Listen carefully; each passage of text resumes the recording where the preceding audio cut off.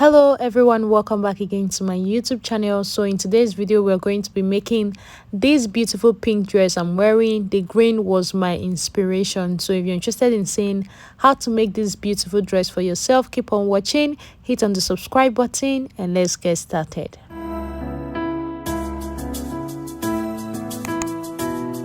So guys, in my last video I shared with you guys that this was the fabric I wanted to use to make this dress. It's crepe, and I said in that video that you will need about 3 yards of fabric to be able to sew this dress. Also in my last video we went ahead to draft out all the pattern for the upper part of this dress, which is what I have here. So if you are yet to see that video, I would advise that you go ahead and check it out.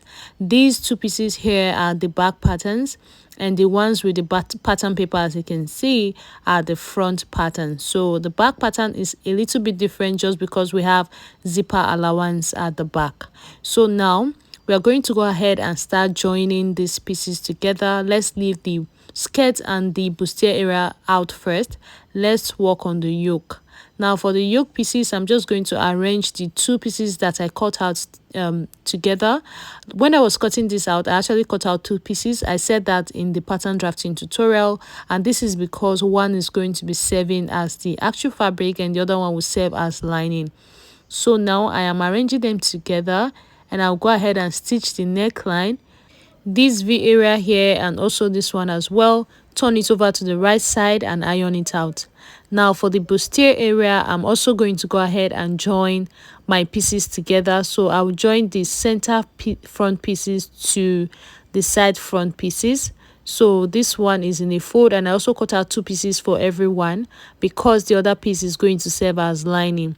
So these are the three actual pieces. Now for this one I can use any part as the actual pieces because the lining is still the same fabric. So I'm just going to put the side front with the center front, as you can see, and I will just go ahead and pin down the curved area of the bustier. I will do the same thing for the other side as well, and then go ahead and stitch it down with about 1/2 inch, which is exactly the same stitching allowance I gave earlier. I will also do the same thing for the lining pieces. So I'll go ahead and stitch these down. By the time I'm done, you will see how it actually has that bustier effect. It's actually a very small effect, and these three pieces here are going to be the lining pieces, so I'll do the exact same thing.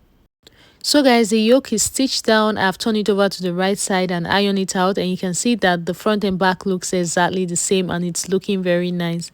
Now for the bustier, I've stitched it down here. You can see this piece, and the other piece is going to serve as the lining, just like I said earlier. Now we're going to be stitching the yoke with the bustier area, and to do that I'm just going to mark the center of this piece here. I'm just going to go ahead and use my scissors and mark the center. Here I just made a little notch, and also I'll make a little notch on the yoke as well. This point here marking is going to enable you get the center of both the yoke and the bustier.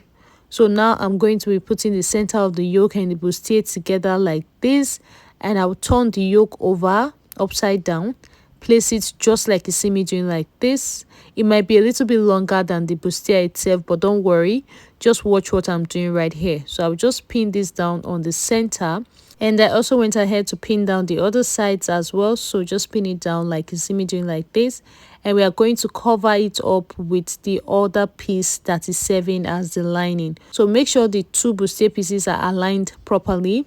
So once they are aligned properly, forget about the excess that is showing on the yoke. Just go ahead and stitch it down on the neckline like this. So guys, I'm done stitching it down here. This is the first stitch, and this is what it looks like. So now I'm just going to pick one piece of this bustier to serve as my lining, and I'm going to head over to the sewing machine and push all the stitching allowance towards the lining and make a top stitch. So I'll go ahead and do that right now.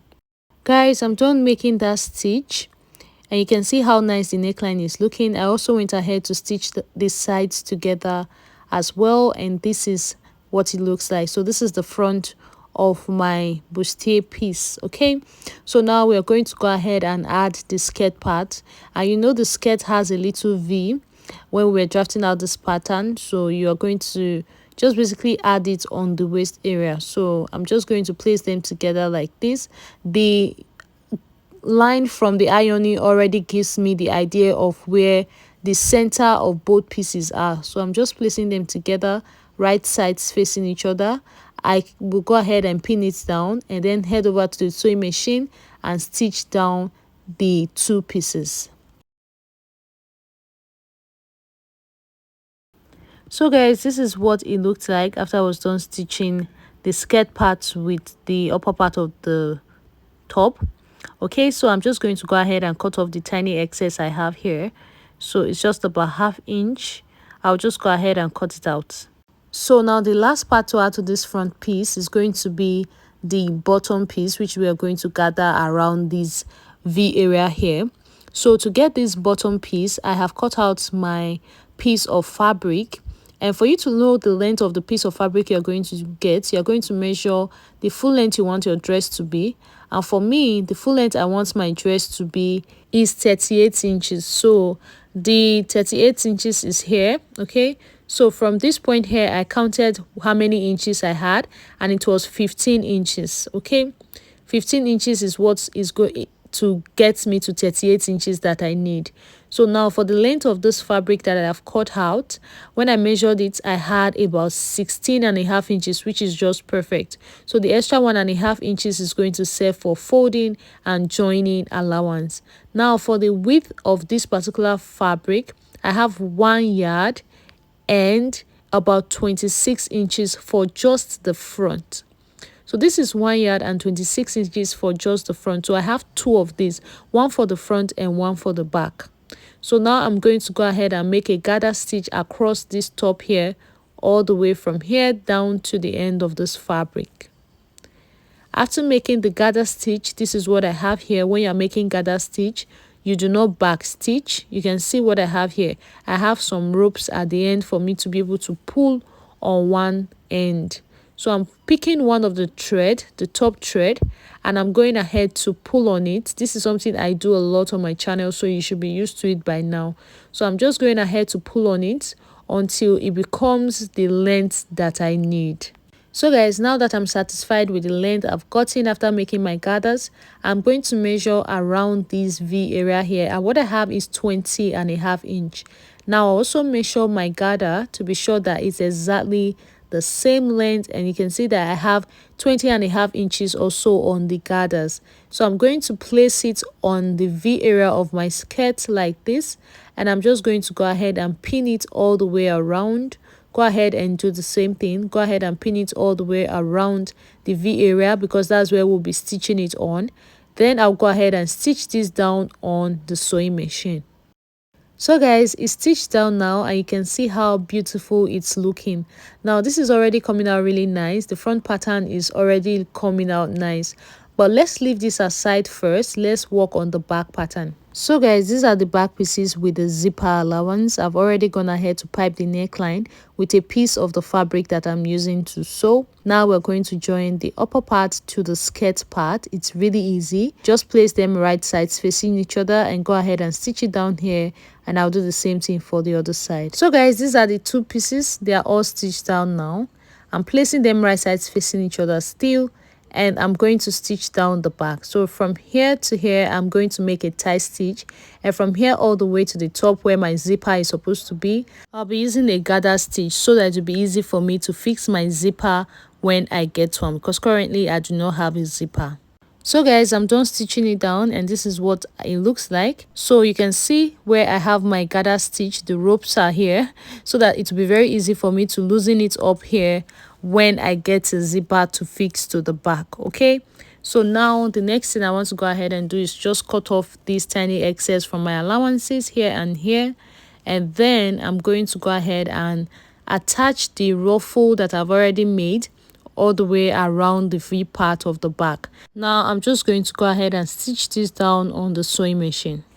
So guys, I'm done stitching it down, and this is what the back is looking like right now. You know, we are already done with the front, so we're just going to bring it back, and I am going to be joining these two pieces together on the shoulder. So I'm just arranging them together, right sides facing each other, and we are going to join the shoulder. So you guys already know how I usually go about this.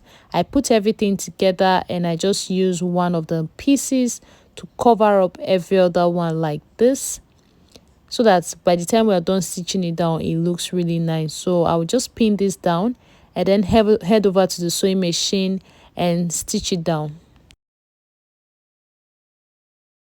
I'm also going to be doing the same thing for the other part of the shoulder as well. Just place the two of them together, front and back. Use one of the pieces to cover up every other one like this, and then go ahead and stitch it down. Guys, the shoulder is stitched down now, as you can see, and the next thing I want to do is to just trim off the excesses on the armhole so that the front and the back is the same thing.